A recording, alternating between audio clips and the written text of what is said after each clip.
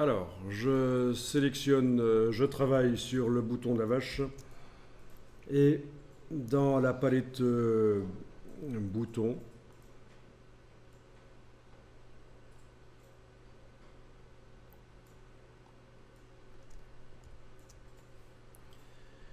je vais dire au moment où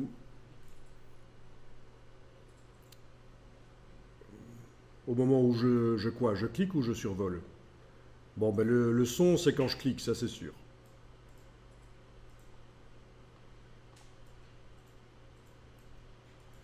Eh ben, on peut faire au moment où on survole. C'est pas exclusif, hein. On peut très bien faire une action qui se fait quand on survole le bouton et une autre action qui se fait quand on clique sur le bouton.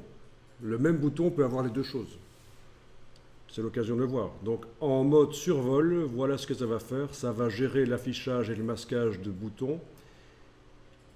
Et parmi tous les boutons qui existent, qu'est-ce que ça va faire? Eh bien, ça va afficher texte vache. Donc vous avez ici l'œil qui doit être ouvert en face de texte vache. Donc au moment où je vais survoler le bouton de la vache, ça va afficher le texte qui s'appelle texte vache.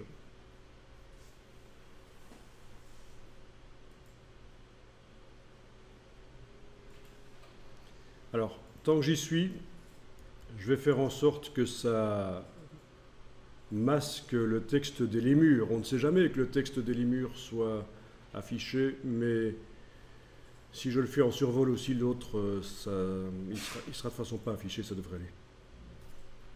Voilà, donc je désenclenche de façon par sécurité, je dis que texte lémure disparaît, et également les consignes, bien sûr. Les consignes ne doivent plus être affichées au moment où le texte vache est affiché, sinon on ne saura pas lire, ce sera au même endroit.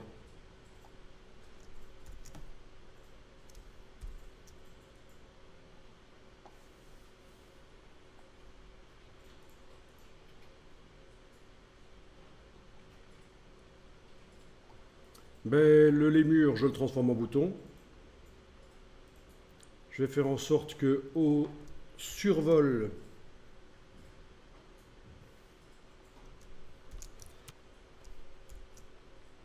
il va faire un script d'action affiché, masqué des boutons. Qu'est-ce qu'il va faire? Il va masquer le texte de la vache, le lémur, l'image du lémur. Quand on va survoler, événement survol,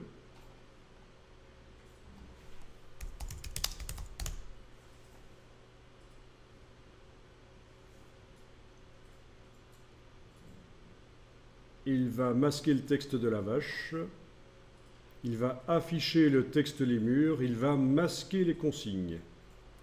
Elles étaient peut-être déjà masquées, mais on ne sait pas par quelle image les utilisateurs vont commencer. Est-ce qu'ils vont commencer par la vache ou le lémur? Donc il faut que dans les deux boutons, vache et lémur, il soit prévu que les consignes disparaissent quand on survole le bouton.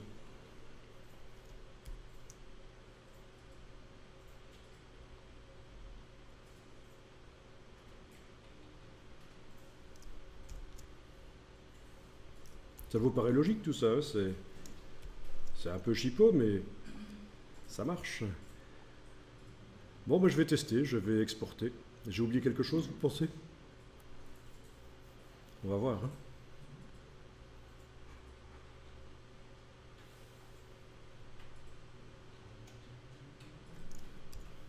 Ok, cliquez sur l'image de votre choix pour entendre le son d'un animal. Je survole l'image de la vache. Oui, la qualité de la vache n'est pas terrible, hein. Il va falloir aller vérifier les paramètres d'exportation. Je survole, les consignes disparaissent et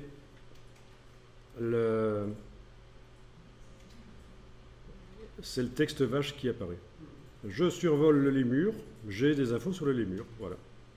Donc c'est le b.a.-ba de l'interactivité. Les sites web, les premiers sites web, ça va faire ce genre de choses. Et le son, c'est un clic, c'est ça? Et le son, quand on clique, oui.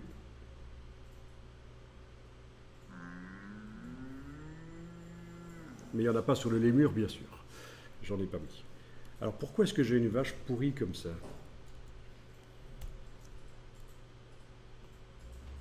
On va aller voir ça.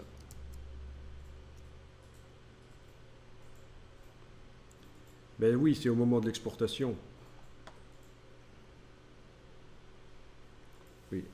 Alors j'ai un autre problème, c'est que sur un des textes, oui, il y a toujours un effet de lure externe. Ça vient du style d'objet. Donc j'ai double-cliqué sur le bouton la vache, sur le bouton le texte la vache, et je vais réappliquer avec Alt. Voilà, oui, je me suis débarrassé de cette lueur. Je l'avais déjà fait pour le texte lémur. Voilà. Ok, donc je vais réexporter, et cette fois-ci je vais quand même demander d'avoir une qualité meilleure.